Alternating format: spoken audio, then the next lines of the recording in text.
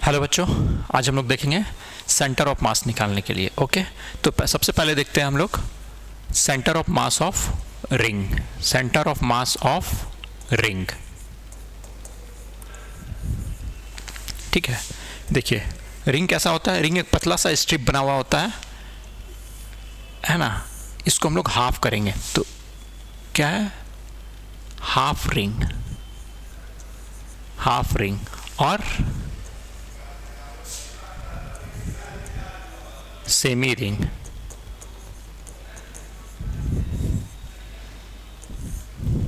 ठीक है। Centre of mass of half ring और सेमी स्फेरिकल रिंग और सेमी रिंग। ओके, तो अब देखिए अगर फुल रिंग होता तो सेंटर ऑफ मास कहाँ होता, फुल रिंग होता तो पॉइंट ऑफ सिमेट्री पे सेंटर ऑफ मास होता। कहाँ पे होता, अगर ये फुल रिंग होता तो कहाँ पे सेंटर ऑफ मास होता, ये एक्स एक्सिस है, ये वाई एक्सिस है। तो एक्स एक्सिस का सारा पार्टिकल क्या है, सिमेट्रिकल है। एक्स एक्सिस पे सारा पार्टिकल क्या है, एक्स एक्सिस के सारा पार्टिकल सिमेट्रिकल है। इवन तो जब सिमेट्रिकल है दैट मीन्स कहाँ, जितना पॉजिटिव है उतना ही, जितना पॉजिटिव है उतना ही निगेटिव है। दैट मीन्स कहाँ पे होगा, जीरो पे होगा। If same for y axis, y axis में क्या है, सारा पार्टिकल सिमेट्रिकल है। इवन फॉर वाई एक्सिस भी सारा पार्टिकल सिमेट्रिकल है। तो जितना आपका y पे पॉजिटिव होगा उतना ही y पे निगेटिव होगा। तो क्या हो जाएगा, y का भी हो जाएगा 0 0। तो इसको लिखेंगे y centre of mass is equal to 0, x centre of mass is equal to 0। तो कहाँ पे होगा सेंटर ऑफ मास, 0,0 पे। क्लियर है। देखिए फुल रिंग के लिए यूजिंग ये बाय सिमेट्री, बाय सिमेट्री।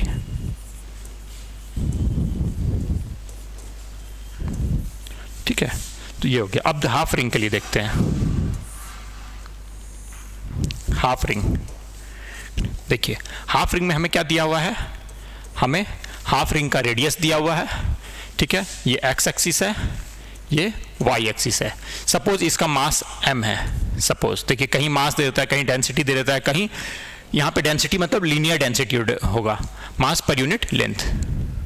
और यहाँ हमने मास कर एज्यूम कर लिया कि मास m है रिंग का। रेडियस क्या है हमें गिवन है, ठीक है। तो हमें क्या निकालना है, इसका सेंटर ऑफ मास। देखिए सेंटर ऑफ मास, सर ये 0 0 है तो यहाँ पे भी 0 0 होना चाहिए, नहीं। क्या होगा, अब ये जब पार्ट हमने हटा दिया तो सेंटर ऑफ मास क्या हो गया, इधर खिसक गया, ठीक है। कहाँ पे है ये, तो ये हो जाएगा y centre of mass. x position पे क्या है, अभी भी सिमेट्रिकल है। लेफ्ट में जितना है उतना ही राइट में है ना। पार्टिकल्स लेफ्ट में जितना है उतना ही राइट में है। सिमेट्री है y एक्सिस के अबाउट, तो इसलिए x कोऑर्डिनेट इसका क्या हो जाएगा 0। सिमेट्रिकल किसके है, y एक्सिस के अबाउट है, इसलिए x कोऑर्डिनेट क्या होगा 0 पे लाई करेगा, ठीक है। तो इसको लिखेंगे symmetrical about y axis.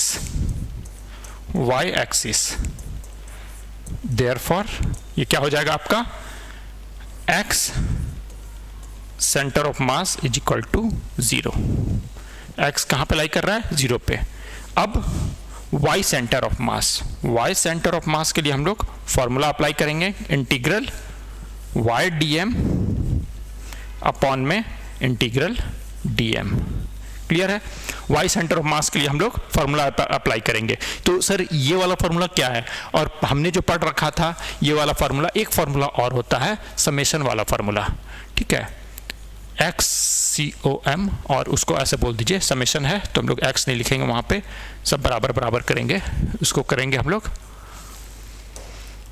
RCOM, ठीक है। तो देखिए R centre of mass is equal to summation MI RI upon में summation MI। I is equal to 1 से n तक, I इज इक्वल टू 1 से n तक, ठीक है। तो ये क्या होता था, ये होता था डिस्क्रीट क्वांटिटी के लिए। ये था किसके लिए, ये था फॉर डिस्क्रीट क्वांटिटी, फॉर, यहाँ दिख रहा है, हाँ, फॉर डिस्क्रीट क्वांटिटी, ठीक है, ये था फॉर डिस्क्रीट क्वांटिटी के लिए। क्लियर है? ये वाला क्या है? ये है फॉर कंटिन्यूअस बॉडी,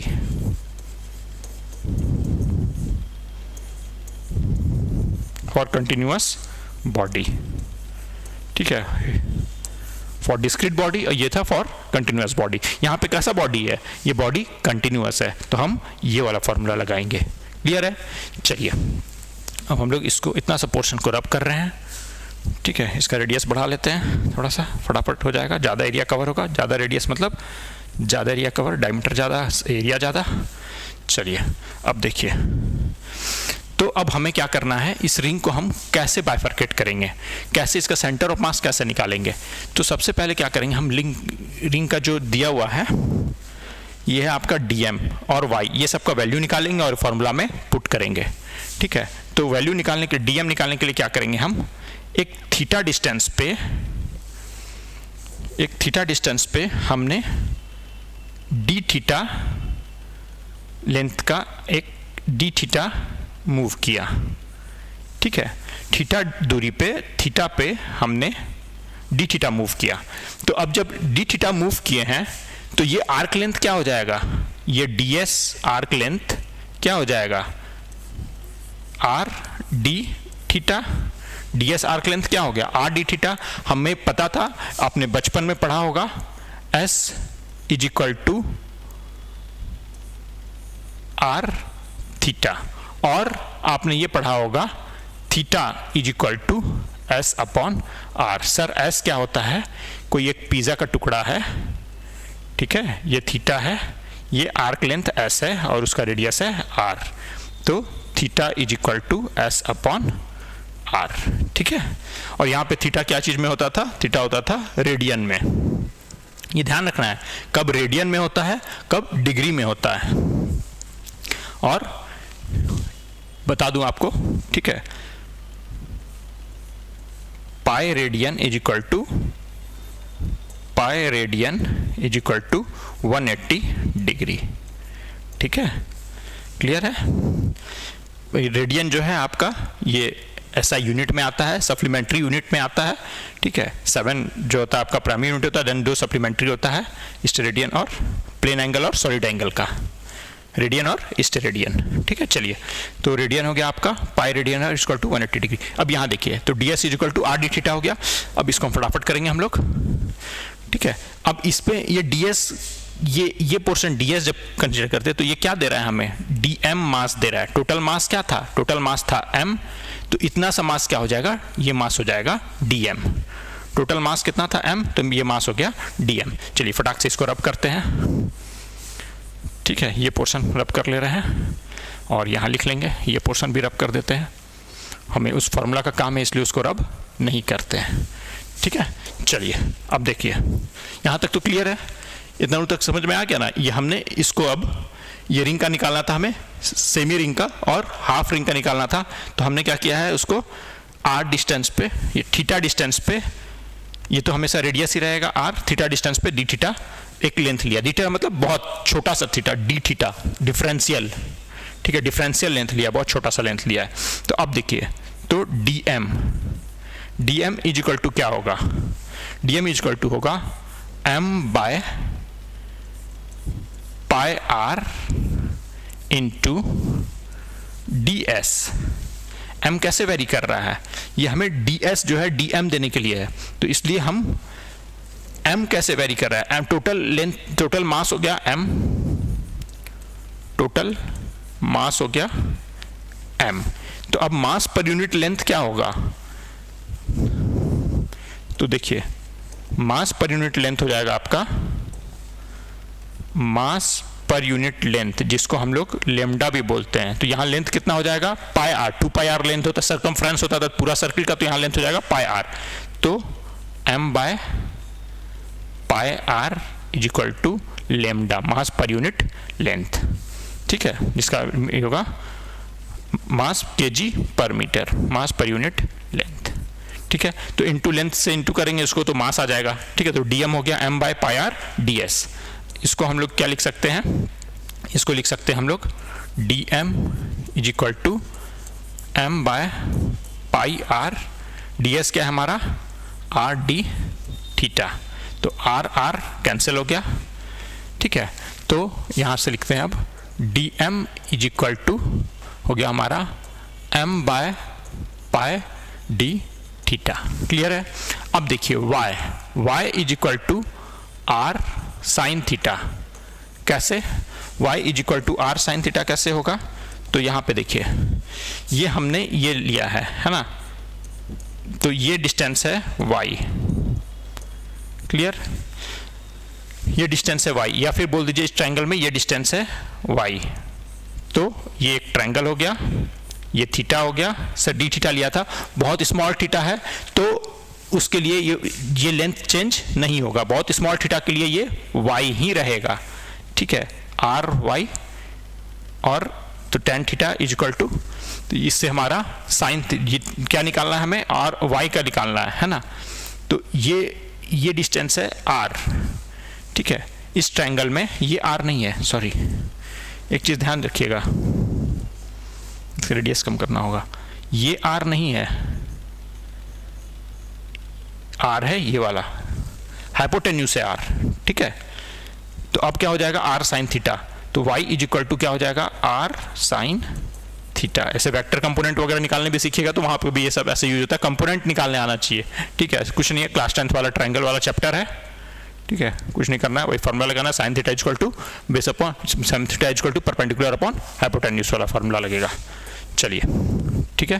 तो अब देखिए, अब y is equal to r sine theta हो गया, तो y centre of mass is equal to integral क्या था यहाँ formula, y dm upon dm।